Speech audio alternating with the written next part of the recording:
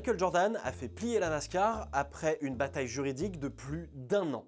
J'ai suivi cette affaire régulièrement depuis la première vidéo qu'on a fait sur le sujet il y a presque 1 an, et aujourd'hui on va enfin pouvoir clore ce chapitre juridique et politique pour pouvoir se reconcentrer un petit peu plus sur le sport, et de ce côté-là, j'ai aussi une très bonne nouvelle.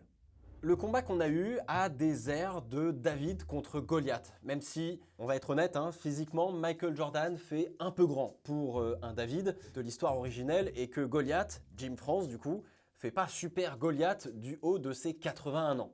C'est un peu bizarre. Alors de ce procès ressort des révélations sur la mainmise d'une famille milliardaire sur un sport populaire en déclin. Et les conséquences sont énormes pour les équipes de NASCAR. Et le sport va enfin avancer dans la bonne direction, celle des fans. Mais avant, je voudrais vous replanter le contexte de cette histoire absolument fascinante et comment elle s'est déroulée dans les grandes lignes.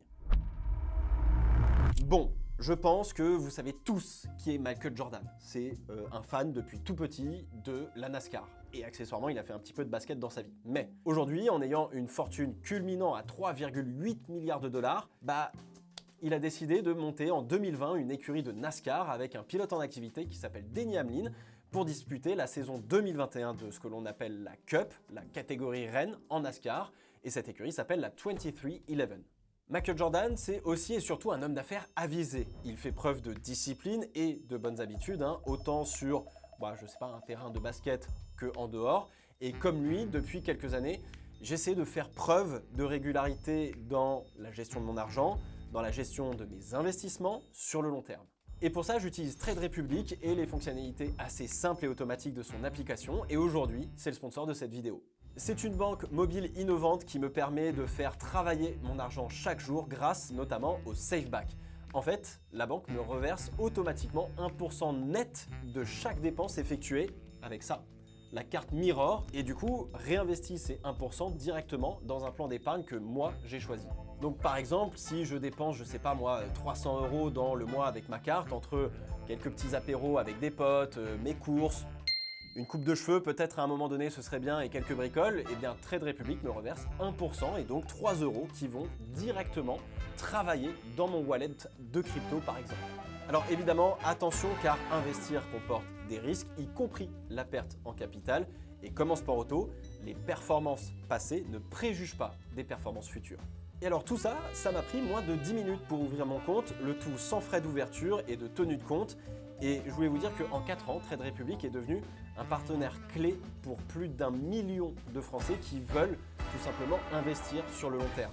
Et le long terme, c'est ce que vise Michael Jordan en investissant dans une écurie de NASCAR, mais il réalise aussi un rêve de gosse quelque part. Sauf qu'il va être confronté à un problème majeur des équipes de NASCAR, c'est qu'une écurie de NASCAR, c'est un gouffre financier monstrueux. C'est juste tout simplement pas viable économiquement parlant. Bon, la Hendrick Motorsport, qui est une des équipes les plus emblématiques du championnat et de la discipline, ne gagne pas d'argent. Pourtant, elle gagne des championnats. Et c'est pas moi qui le dis pour le coup, c'est Jeff Gordon. I don't think Hendrick Motorsports has made a profit in 10 years. Et c'est un pilote mythique de la NASCAR. C'est le 3e qui a le plus de victoires dans l'histoire de la NASCAR. Pas n'importe qui. Bon alors pour que ça vous parle un peu plus peut-être, Front Row Motorsport perd systématiquement des millions et des millions de dollars chaque année pour tout simplement rouler en NASCAR. En 2021 par exemple, elle a perdu pas loin de 3 millions de dollars, en 2022 presque 8 millions de dollars, 5,6 millions de dollars en 2023, bref, depuis 2016, Front Row Motorsport a perdu 60 millions de dollars. Bon alors les écuries sont fragiles et survivent comme elles le peuvent, mais le plus fou dans tout ça, c'est que une équipe n'est jamais à l'abri de se faire éjecter de la discipline à cause de ces fameux charters, qui sont entièrement sous le contrôle de la NASCAR. Alors, je vais pas revenir sur cette histoire de charters, je vous remets la vidéo qui doit être là ou là. C'est la vidéo de début d'année dernière, je rentre pas mal dans le détail sur justement le début de l'affaire, ce que c'est qu'un charters, etc., etc. Donc n'hésitez pas à aller la voir si vous voulez vraiment tout bien comprendre. Bref, vous comprenez bien que globalement, il y a un schéma qui se dessine, que vous soyez premier ou dans le paquet. Les équipes de NASCAR, à de très rares exceptions, perdent de l'argent et sont dans une situation d'instabilité chronique. Et perdre pour Michael Jordan, ça fait pas tellement partie de son vocabulaire, y compris et surtout quand on parle d'oseille pour le coup. En octobre 2024, les équipes 23XI Racing et Front Row Motorsport déposent une plainte contre la NASCAR. Elles l'accusent justement de violer les lois antitrust au niveau fédéral en raison de pratiques commerciales jugées anti-concurrentielles, notamment autour du système de charters. En fait, à ce moment-là, les deux équipes ont beaucoup à perdre. Elles sont économiquement fragiles et du coup, elles peuvent facilement perdre leur charter pour la saison et donc leurs sponsors qui vont avec tout simplement. Parce que qui va sponsoriser une voiture qui ne roule pas, tout simplement. Et la NASCAR qui a des moyens absolument colossaux avec ce bon gros billet de 100 $ là, eh bien elle a largement de quoi faire pression sur ces deux équipes. Non seulement en fait elle peut les asphyxier sportivement, donc financièrement, mais en plus de ça elle peut se permettre de faire durer l'affaire le plus longtemps possible, car en fait là aussi ça va coûter des centaines de milliers, voire peut-être plutôt des millions de dollars en avocats, ce qui peut être moins le cas pour les deux équipes de tenir le choc face à cette manne financière de la NASCAR. Et la NASCAR a tout intérêt à gagner cette affaire parce qu'elle opère de manière relativement opaque, très clairement depuis quelques années, parce qu'elle n'a plus besoin de publier ses comptes, donc personne, même pas les équipes, ne savent comment elle gère l'argent qui est généré par la discipline, et ça c'est un véritable problème. Elle a donc un contrôle qui est absolument total sur les équipes et la discipline, et donc de la manière dont est construit tout son empire financier, par exemple ici, quand on parle d'actifs financiers, etc. Elle peut faire absolument tout ce qu'elle veut et il n'y a que deux bénéficiaires, Jim France, qui est tout simplement le fils du fondateur de la NASCAR elle-même, et sa propre nièce, la nièce de Jim France, Lesa France Kennedy, qui est la fille de Bill France Jr. Il y a beaucoup de Bill Jr., de Jim machin et tout, c'est un peu compliqué, mais retenez que lui c'est le fils du fondateur et elle c'est juste la nièce de lui, globalement. Jim France a une fortune personnelle d'environ 1,8 milliard de dollars, ce qui finalement est peu entre guillemets quand Michael Jordan approche des 4 milliards de dollars ou que Roger Penske a dépassé les 8 milliards de dollars. Alors certes, ça ressemble à David contre Goliath, mais David arrive pas les poches vides, ça c'est sûr et certain. Mais pour que ça aille au bout, il faut une stratégie. Et comme l'a très justement dit Sonny Hayes, l'espoir n'est pas une stratégie. Alors il y a deux objectifs qu'il faut absolument atteindre pour avoir toutes les chances de son côté pour Michael Jordan et les équipes qui sont donc Front Row Motorsport et 23XI. Le premier truc c'est de faire le plus de bruit possible pour que ça attire l'attention et que ça mette la NASCAR sous pression médiatique. Alors ça peut avoir pour effet de fermer des portes pour des sponsors qui ne voudraient pas justement se retrouver mêlés à cette bagarre juridique qui, quoi qu'il arrive, ça va pas avoir bonne presse, donc c'est pas bon pour une marque de se lier ou d'une manière ou d'une autre à un parti comme une autre partie. Vaut mieux rester neutre dans ce contexte-là. Et le deuxième objectif, c'est d'arriver jusqu'ici, jusqu'au procès tout simplement, pour mettre à découvert publiquement ce que fait la NASCAR par un juge. Même s'il n'y a pas de preuve de monopole, de ceci, de cela, doit y avoir suffisamment de saleté sous le tapis pour faire basculer la justice et l'opinion publique du côté des équipes et donc du coup d'obtenir un changement avec la NASCAR. Donc il faut pouvoir tout simplement tenir dans le temps pour les deux équipes. Alors du coup vous allez me demander quelle est la ligne de défense de la NASCAR puisque on l'accuse de pratiques anti-concurrentielles, on va parler de monopoly etc. Et justement d'avoir une sorte de monopole. Avoir un monopole c'est justement interdit par le Sherman Act de 1890. D'ailleurs c'est aussi interdit en France ou globalement dans les démocraties occidentales, pour faire un petit peu plus court, mais voilà. Si vous avez un monopole, il y a un petit problème.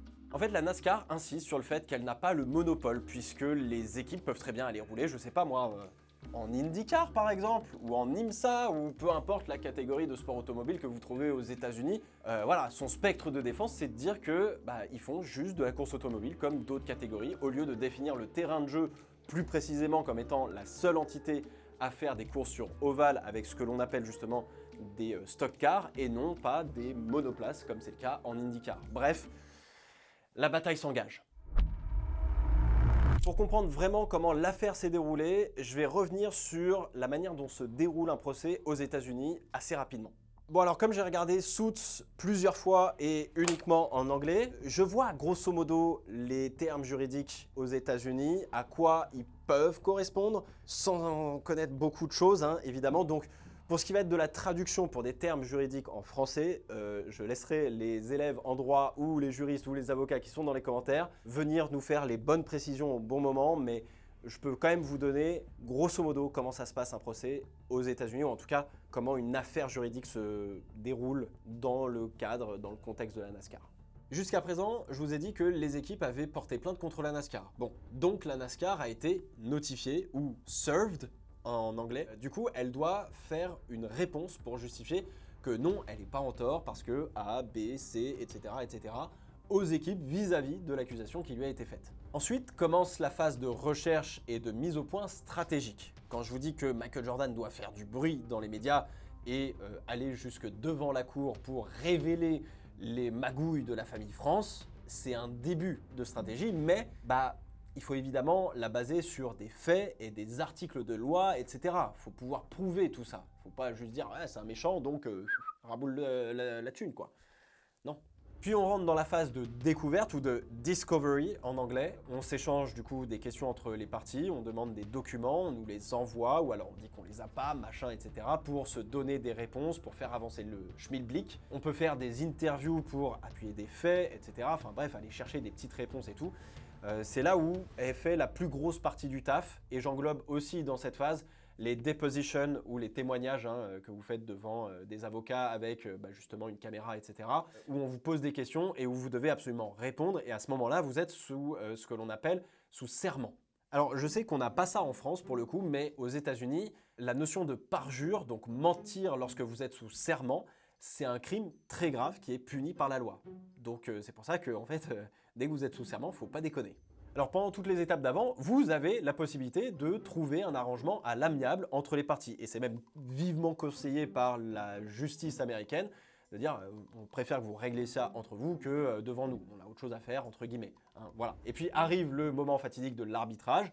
Vous trouvez un accord ou alors ça va devant la cour pour qu'un juge et des jurés trouvent qui est coupable et qui va devoir quoi à qui, etc., etc. Et alors là, c'est la merde parce que ce qui se passe au tribunal, ça devient public.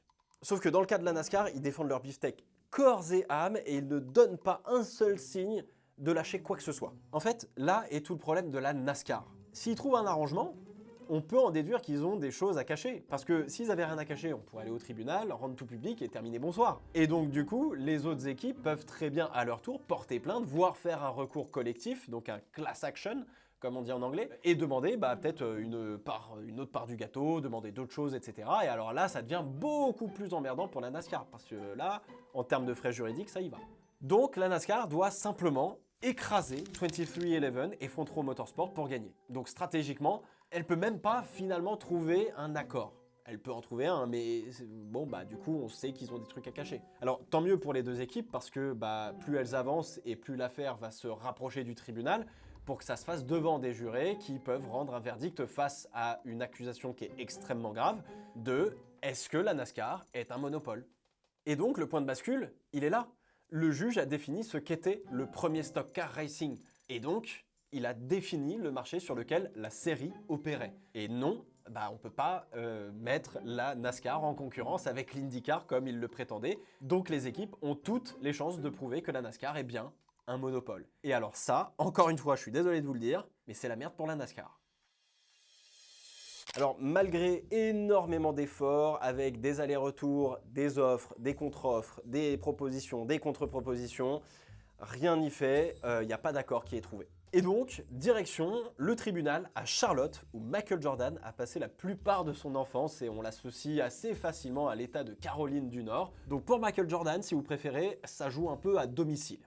Et alors là, du coup, on ouvre la boîte de Pandore. Le procès démarre et donc les révélations ne se font pas attendre et même si on pouvait s'y attendre, juste le simple fait de les savoir vraies, ces révélations, ça produit son petit effet. Alors du coup, on connaît désormais les salaires des dirigeants de la NASCAR. Rien de choquant en soi, Jim France touche à peu près 3,5 millions de dollars par an en tant que PDG alors qu'il détient 54,7% de l'entreprise et le reste à sa nièce. Il a aussi une fortune estimée à 1,8 milliard de dollars. Donc oui, c'est un grand chef d'entreprise si vous préférez. Ok. Le commissaire de la NASCAR, c'est celui qui est vraiment responsable d'un point de vue sportif de la discipline, c'est Steve Phelps. Il touchait 2,5 millions de dollars par an avec un bonus de 2,5 millions de dollars. Le président Steve O'Donnell prend lui 1,2 million de dollars. Ou encore par exemple, vous avez aussi le chef de la stratégie de l'entreprise entreprise NASCAR qui s'appelle Scotts Prime et qui touche lui 400 000 $ à peu près. Alors d'ailleurs, on n'a pas eu que des révélations sur la NASCAR, mais aussi des révélations sur 23XI et Frontrow Motorsport, parce qu'on met aussi les équipes à poil, faut être tout à fait honnête. Tout est public. Vous serez enchanté de savoir que Denny Hamlin touche 14 millions de dollars en tant que pilote de la Joe Gibbs Racing, par exemple. C'est aussi à ce moment-là du procès que l'on apprend que Bob Jenkins a perdu 60 millions de dollars depuis 2016 à travers son équipe de NASCAR, dont je vous parlais un petit peu plus tôt. Il est noté aussi que faire fonctionner une équipe de NASCAR avoisine entre 30 et 35 millions de dollars par an par voiture. Je trouve ça très cher presque. Il faudra que je revoie les chiffres parce que là j'ai un doute. Mais une équipe de NASCAR ça coûte très cher. Alors on apprend aussi que la NASCAR a perdu des sommes importantes sur l'organisation de certaines courses. Par exemple vous avez Mexico où ça a fait un trou de 6 millions de dollars sur la course de Mexico. Vous avez aussi le Clash qui se trouvait au Coliseum de LA en marge de la saison qui fait un trou de 13 millions de dollars. Et puis sur les 3 années où ils sont allés rouler donc à Chicago, ça fait un trou petit de 55 millions de dollars. C'est pas ouf. Alors la révélation qui était peut-être la plus attendue, c'était celle de la structure du prize money et de la redistribution de l'argent de la NASCAR aux équipes. Il se calcule sur la moyenne du classement de l'équipe sur 2 ans et pondéré en faveur du classement de la saison en cours. Je peux pas vous le résumer plus facilement et plus précisément. Je sais que ça peut paraître être du charabia. Alors du coup, à la fin de l'année, le Year-End Fund, comme on dit, eh bien c'est l'argent de fin d'année qui concerne le classement du championnat une fois qu'on a fini le championnat. Eh bien ce prize fund était de 33 millions de dollars. Le premier au championnat prenait 2,84 millions de dollars, tandis que le 36e prenait seulement 48 000 $, ce qui est quasiment rien. Ensuite, les équipes gagnaient de l'argent à chaque course, évidemment, c'est important. En moyenne, le prize fund pour une course, ça a avoisiné les 12 millions de dollars et pareil, on redistribue en fonction de la position à la fin de la course. Donc, typiquement, le premier, il prenait aux alentours des 640 000 $ et le dernier prenait un petit peu plus au-dessus des 100 000 $, 120, peut-être 130 000 $. Bon alors évidemment, les équipes ont des sponsors qui payent leur place sur la voiture, mais comme on l'a vu dans la vidéo de fin d'année sur la NASCAR, les audiences décroissent et forcément un logo sur une voiture, ça perd un peu de sa valeur au fur et à mesure que les audiences perdent aussi. Alors avec tout ça, eh bien, la NASCAR reste tout de même en bénéfice de 102 millions de dollars, soit 6% seulement de son chiffre d'affaires, ce qui est finalement assez peu d'une certaine manière. Généralement, si vous voulez un bon bénéfice sur votre année, il faut l'estimer entre 10 et 20% de votre chiffre d'affaires par exemple. Voilà, c'est comme ça que les entreprises fonctionnent. Si c'est 6%, c'est pas tant que ça. Même si 102 millions de dollars, ça fait quand même un paquet de thunes. Donc, le fonctionnement de la redistribution des revenus est assez injuste, sachant que la NASCAR fait rouler le championnat sur plus de la moitié des circuits qu'elle possède elle-même. Et elle contrôle littéralement les équipes avec des charters temporaires qui empêchent les équipes de créer une vraie valeur financière et donc d'être viables économiquement parlant, comme c'est le cas en Formule 1 par exemple. Alors en plus de cela, de très grands noms du sport automobile américain comme Roger Penske, Joe Gibbs, Rick Hendrick ont déjà écrit des lettres à Jim France pour demander à ce que ces fameux charters deviennent permanents. Donc ce n'est pas un problème qui date d'hier et cela implique plus que les deux équipes qui sont en procès, donc Frontrow Motorsport et 23XI Racing, mais plein d'autres équipes qui avaient peur de parler. Bref, la NASCAR doit arrêter cette hémorragie de révélations qui, très clairement, la mettent dans l'embarras avant que des jurés ne jugent que ils sont bien un monopole et que derrière, la justice américaine démantèle carrément l'entreprise parce que c'est une de leurs possibilités. Un accord est donc trouvé après 2 semaines de procès entre 23XI Frontrow Motorsport et la NASCAR. Mais les conséquences vont bien plus loin que simplement un accord entre ces parties, car Michael Jordan et Bob Jenkins ont fait le boulot pour que toutes les équipes de NASCAR en bénéficient et le sport avec. Bon, déjà, on va parler de l'accord à l'amiable entre Frontrow Motorsport, 23XI Racing et la NASCAR.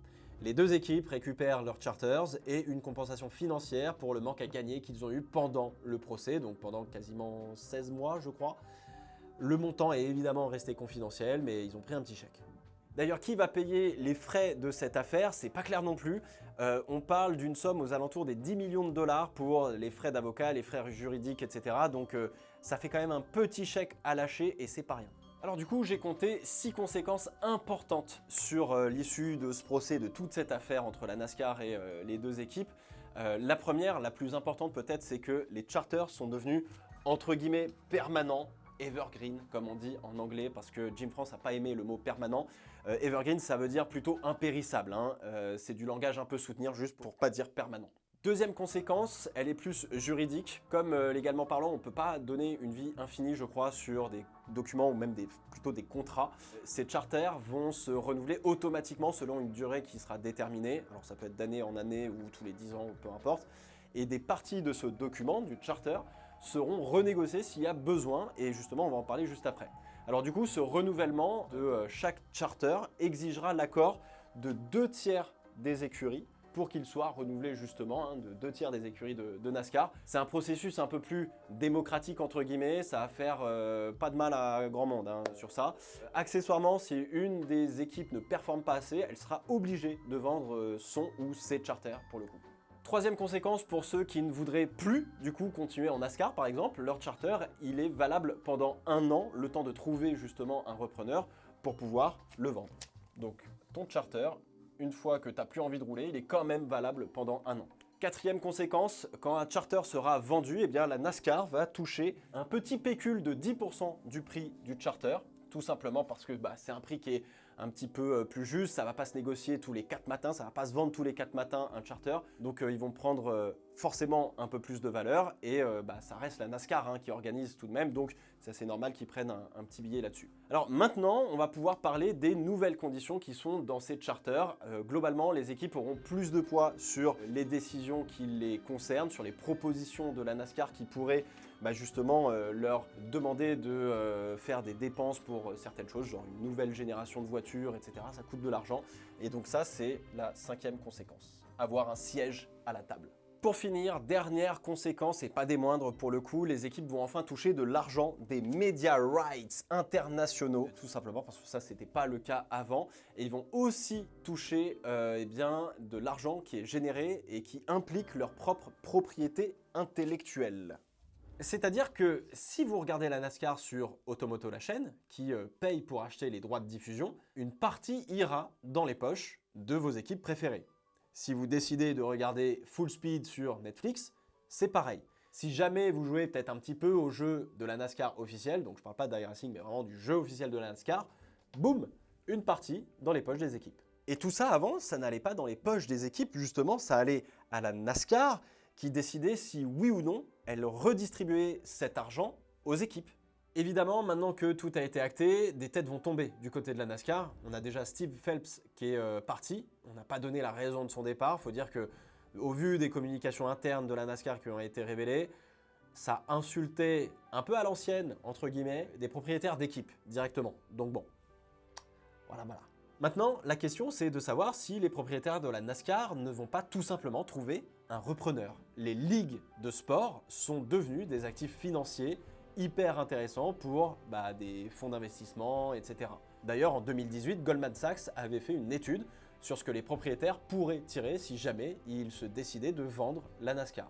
Alors, on parle aussi de pourquoi pas avoir un certain Ben Kennedy, le fils de Lesa France Kennedy, qui détient aujourd'hui les 46% de la NASCAR, et qui est un ancien pilote et qui travaille justement en NASCAR et qui serait peut-être tout trouvé pour emmener le sport en avant, en le dirigeant, tout simplement. Il est relativement jeune, il a 34 ans, donc c'est peut-être un bon candidat. Michael Jordan a donc fait trembler la dynastie des France en NASCAR. Et pour le meilleur, pour le coup.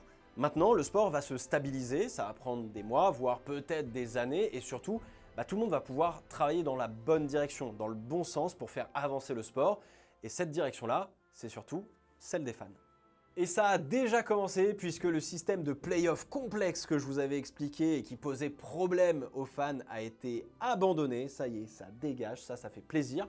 Pour qu'on revienne à un système équivalent au Chase comme en 2004. En fait, grosso modo, vous avez donc une saison régulière et à la fin de celle-ci, on prend les 16 meilleurs du classement et on remet les points à zéro juste pour eux. Et on va faire une sorte de mini-championnat sur les 10 dernières courses de la saison. Et logiquement, celui qui a le plus de points à la fin, il est titré, il est champion. Donc, au mérite. Et c'est pas juste sur un coup comme ça, d'éclat, bon endroit, bon moment, merci, au revoir. La saison régulière a déjà repris il y a presque 2 semaines à Daytona avec un dernier tour, mais incroyable. N'hésitez pas à aller voir parce que c'est fou. Qui a vu la voiture numéro 45 du 2311 Racing remporter la course avec un run d'aspiration, mais qui était phénoménal. Et comme signe du destin, après avoir fait plier la NASCAR au tribunal, Michael Jordan a remporté en tant que propriétaire son premier Daytona 500. C'est la course la plus mythique de la série. Et ça, chapeau, c'est beau.